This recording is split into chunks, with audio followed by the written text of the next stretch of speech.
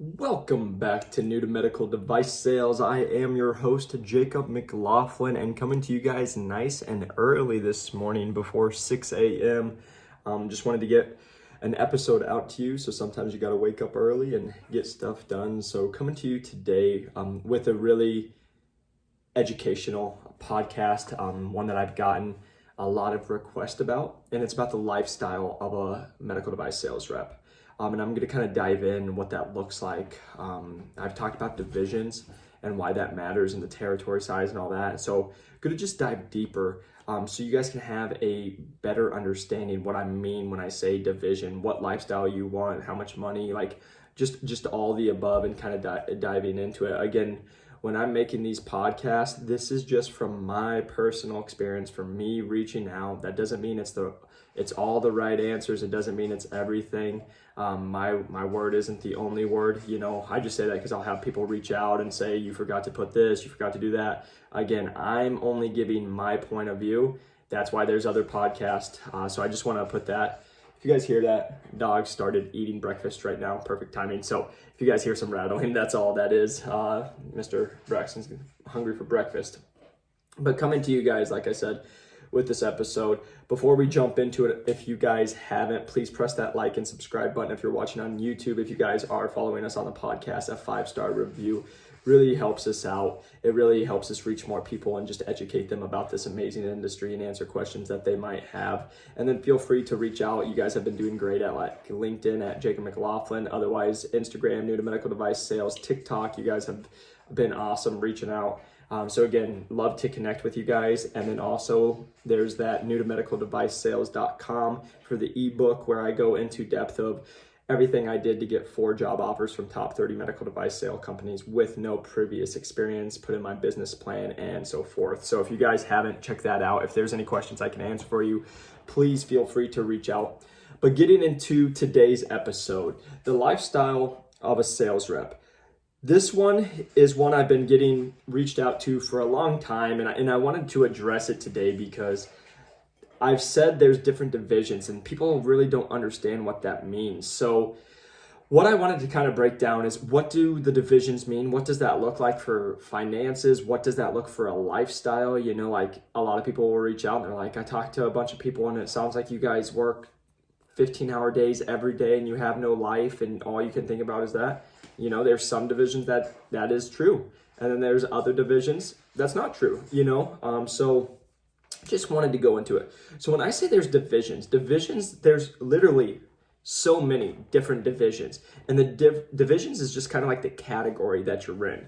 So the most common one people will know about is like, capital, trauma, spine, orthopedics, minimally invasive. Like those are kind of like the ones that I've heard the most about. And when I was trying to break in, the people I reached out to were mostly somewhere in those divisions. Especially like if you heard Stryker is known for orthopedics, then you have Medtronic is really known for like pacemakers and that's another one, pacemakers and neuro. Then you have like other different companies known for these different specialties. But again, just saying that there's more companies than that. But I wanted to kind of break it down. So when I say what's the lifestyle, like people always ask me, is it an 8 to 4 job? Is it an 8 to 5? Can I do this? Because what they hear is oh, I can make hundreds of thousands of dollars. And then they're like, yeah, I want to do that. But they only want to work 40 hours or less. So let me just make this clear. If that is your guys' mindset, if you want to work under 40 hours, you should not be in medical device sales, because this job is not that. It doesn't matter what area you're going into, majority of the time you are going to be working way over 40 hours. So I just say that because, again, I get reached out to because they're like, oh, I saw the average rep makes this much money, $150,000. I want to do that. I want a car stipend. I want all this. But then they're like, but what are the hours? Because I only wanted to do it like 8 to 4. You're never gonna be a good fit, because once you have a schedule, like even that next week, I had 2 surgeries get rescheduled on Friday night at 5 and 6:30 at night on Friday. Like if you're wanting to be done by 4, this isn't going to be your cup of tea. And also knowing that when they say 5 o'clock at the hospital, it usually means 5:30, 6 o'clock at the earliest that it's usually running.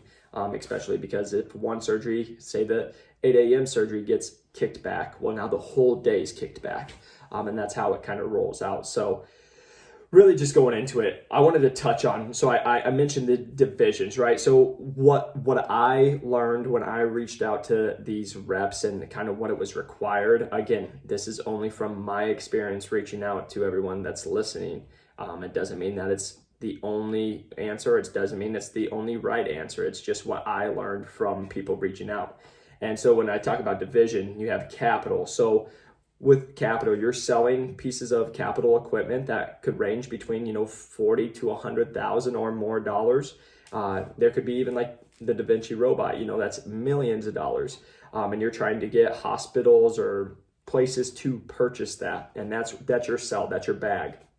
And with that, it could be a lot of traveling, because if you're having a product that's $100,000 or maybe it's $200,000 that you're selling, well, if you're like, for example, if you're in the state of Arizona, there's only so many hospitals that are going to be willing to do that or are going to be prospects. So a lot of times you'll have to travel across the country, go into any hospital that's open to it or interested in it or who could use it. And again, it doesn't have to be hospitals. It could be a setting. It could be a physician office, whatever it is. But to give you an idea, like I've talked to people that were in Capital and they're like, I was on a plane 3 times a week, so that is something that could happen. Then when you get into like the common one is like trauma, pacemakers, neuro. Again, there's always the few ones, right? There's some that could be less, but you got to think, most commonly I heard reps would start getting burned out on that one because they're on call 24/7, right? Like they're not only dealing like with, especially like pacemakers, they're not only dealing with doctors. Normally they're also dealing with the clients, the patients as well, because they might have questions about their pacemaker and stuff like that. So again, just going into detail with those kind of jobs that, like I talked to one rep and they were like, I go to church on Sunday and if I get a call, I have to leave church. So half the time I can't even like enjoy church because I'm getting calls on Sundays. I'm getting calls 24/7. If it's trauma, your job as a trauma rep is when there is trauma, when there's a car accident, and it doesn't matter if it's at 11 in the morning or if it's at 3 a.m. Like if it's at 3 a.m., you're getting the call and they're doing the surgery at 6, you got to get in there, so like you're on call at 24/7. Like I even talked to one trauma rep where it was like they got off at 11 o'clock, went home, and another accident happened at 2 a.m. and they got called back in. So they literally were off for, 3-4 hours and they're back in, and then they had to do a whole nother day, so like sleep can come into that. So again, that's just something to think about. Also, just think about the pace or the length of the surgeries, like neuro, spine. Again, there could be ones that are 2 hours, but there's also ones that are 8 to 10 hours, So if it's like, hey, you're having a surgery, well, you're only doing one surgery a day, because if it's 10 hours, you're in there all day, So things like that to think about. And then also like minimally invasive, those are surgeries that, people can come in same day, in and out. Maybe the surgery only takes half hour. Maybe the surgery only takes an hour. So you can do a lot more volume. It's quicker. So those are just things you got to start asking yourself. What do I want my lifestyle to look like? Do I want to be working all the time? Do I want to, because this is the thing too. If you're working all the time, there is the opportunity to make more money, like a trauma rep. I'm not saying all trauma reps make a lot of money. It's because that's the thing. I put this on TikTok when I put the average, it's the average. If the average rep makes $150,000, there's some reps making $300,000-$400,000, and there's also some reps making $60,000. Like just because it's the average doesn't mean you're going to make that. But those are divisions that could have the opportunity to make more. And even minimally invasive, it can make more, or you can make good money and make a lot of money. But like, if there's a trauma rep making $500,000, but again, that's time and years and relationships and all that, $500K, and maybe the minimally invasive makes $250. But the trauma reps on call, can't take trips, do all that, minimally invasive, they might be able to, take a long weekend, or they might be done by 5 or 6 o'clock most days. Like it just varies. There's no one size fits all. That's where I tell you guys, you have to find out the company, what the division is, what the territory is, because that's something I didn't even touch on either, is like the territory of your size. You're going to have a different lifestyle if, for example, if I just have to cover the metro area that I live in, well, I'm just driving to those areas. But if I have a several state territory, when I'm driving there and flying there, and then I have to cover cases there, and there could be days that I wake up early, get on a plane, fly over there, do the surgery, fly back, get back, do another surgery here, and then like go to bed, like it just matters on territory. So that's where I say, you guys can reach out to me, but I don't know the territory. I don't know the division, because like I said, there's some spine cases that spine could be a 2-hour surgery, and there's other spine cases that could be an 8-hour surgery. It matters what product you're selling, and I don't know that. So that's where you guys have to do your homework, but also just understand, what lifestyle it's going to bring to you when you're going into it, also with, lifestyle, but how much money? This is the most common thing that I get asked. How much money can I make? Again, I had a TikTok go viral that it was like, hey, I put the average was 149,000 in 2018. I had another one go viral when I put that, this was again of people who responded back to medreps.com. They do a survey every year. Again, if you looked on the stats, it says the average person, I think it was like 8 years in the industry or whatever. So again, you're going to make more money the longer you're in it, longer relationships, more promotion, stuff like that. And it was like 170,000, right? Like that doesn't mean you come in and your base is 170,000. It doesn't mean you're coming in, you're making 170,000, like you're probably coming in and making 60,000. And then you got to work up. And then maybe in 5 years, you make 130,000, 150,000. I don't know. It just matters your territory. So again, that's the question you have to ask yourself is like, that's why I say you have to do the research, because the only way to figure it out is by calling reps, calling a rep that's in spine and asking them, what's your lifestyle like? How much can I ask a general, you don't ask them how much money they actually make, like take home, but hey, what's an estimate of what this division could produce? Like that's a question you got to ask.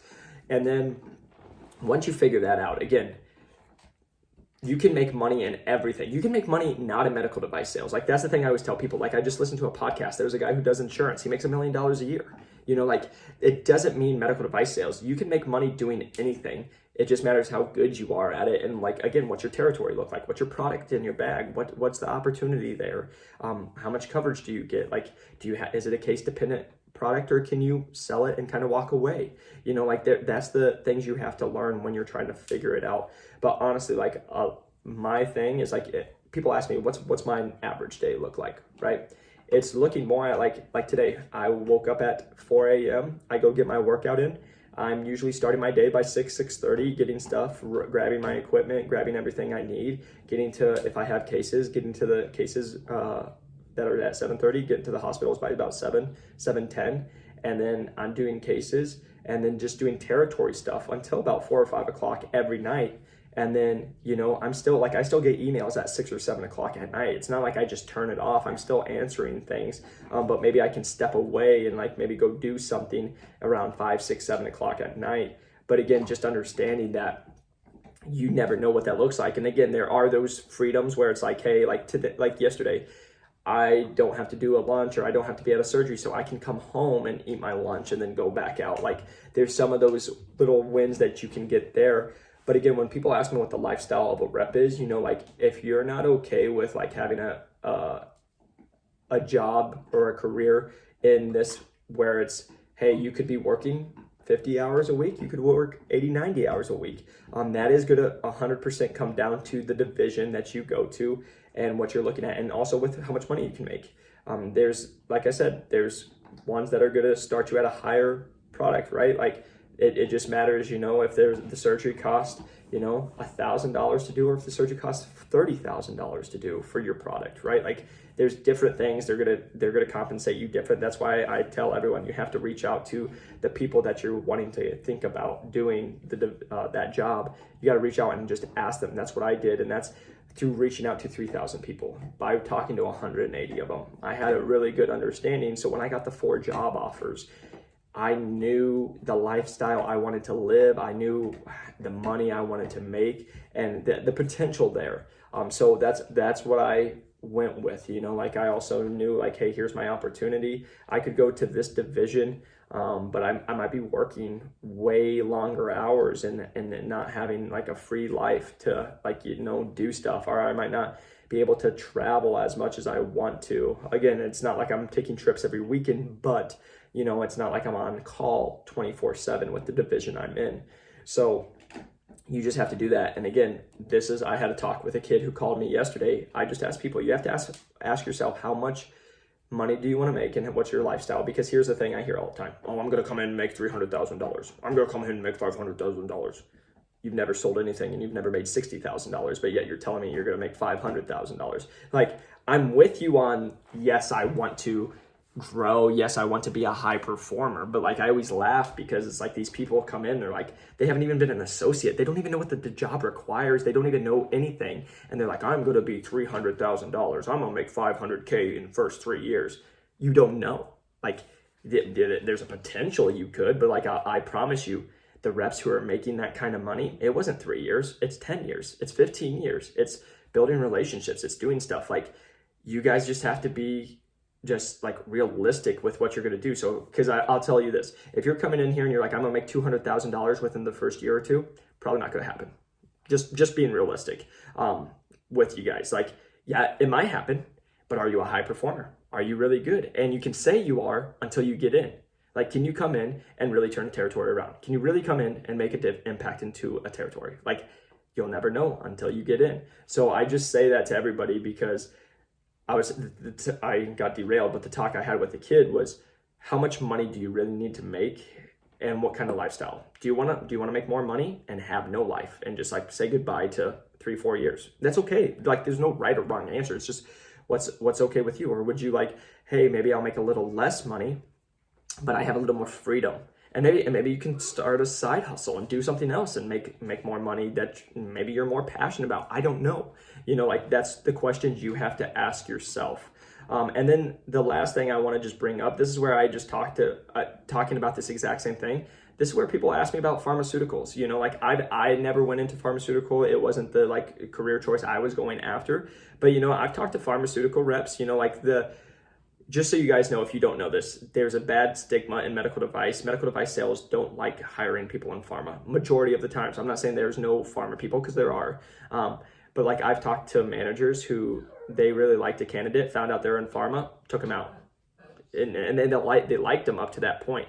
But they just found out they're in pharma and they took them out because the stigma around pharma is, hey, maybe it's not as much selling as it is just like dropping things off. And again, I'm not saying that is it. That's what I've just heard, and that's the stigma around the culture of like, hey, it could be that.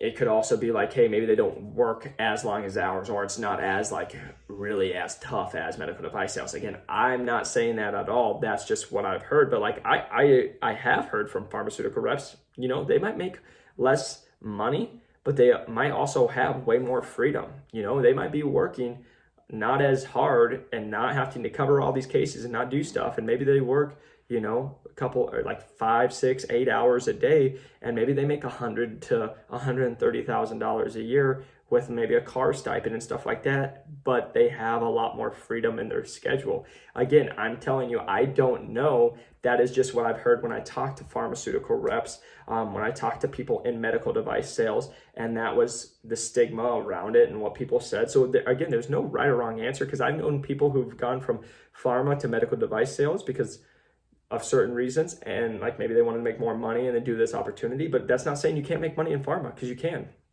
You can go, and I've known people who they're like, I don't like the lifestyle of medical device sales, and I'm going to go do pharmaceuticals. Like, there's no right or wrong answer. The real question you just have to ask yourself, and that's what this whole podcast is. How much do you want to work? How much money do you want to make? What do you want your life to be like? Because again, each one's going to look very different, and there's nothing wrong. I got to say this, there's nothing wrong with like people, we talk about trauma. Trauma is usually a good way to put your foot in the door, because it's a high turnover rate because you work all the time. But there's nothing wrong with getting your foot in the door, doing it for 2-3 years, sacrificing if you're 22 or even if you're 30, like who cares? Like if you sacrifice 2 or 3 years to get in there, like this is what I always tell my people that call me. If you work for a top trauma, or you not even top, if you work in trauma and you do it for a year or two, you're going to tell me that a shoulder place isn't going to hire you because you already know how to do it. Like, you had the experience. You can go into that. Like, you can change divisions, but sometimes it's just getting your foot in the door and doing it that way. So again, this is just, there's no right or wrong answer.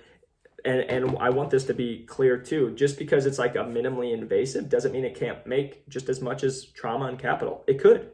Like, again, it matters of the product, the company, the territory, how they do compensation. Like, there's no right or wrong, but the only way you're going to figure it out is by reaching out to people and having them actually tell you to their face. So again, guys, I really hope this helped. If you guys have questions, please reach out to me. But again, I don't know, like, I'll have people ask me about certain divisions and certain jobs, and I'm like, I don't know. I'm not in that division, so I can't give you feedback. So again, my advice to you guys, if you have questions about that, reach out to people that are in those divisions and figure out the questions that you have and have them answer them, because that's what I did. I figured out, I talked to a lot of trauma reps. What's the lifestyle look like? What's the potential of earning? What's it going to look like here in a couple years? Pacemakers, neuro, capital. Like, I looked at all these. I talked to people in them all. And again, this podcast, again, I also restated again, is just from my experience. It doesn't mean it's right or wrong. It's just coming from my experience. So I just want to restate that. But I hope this was helpful. I hope you guys find it helpful. Please, again, if you guys are watching, press that like and subscribe button. If you're listening on the podcast, a 5-star review, again, helps push us. And reach out to me on TikTok, Instagram. You guys can do LinkedIn, New to Medical Device Sales, and Jacob McLaughlin.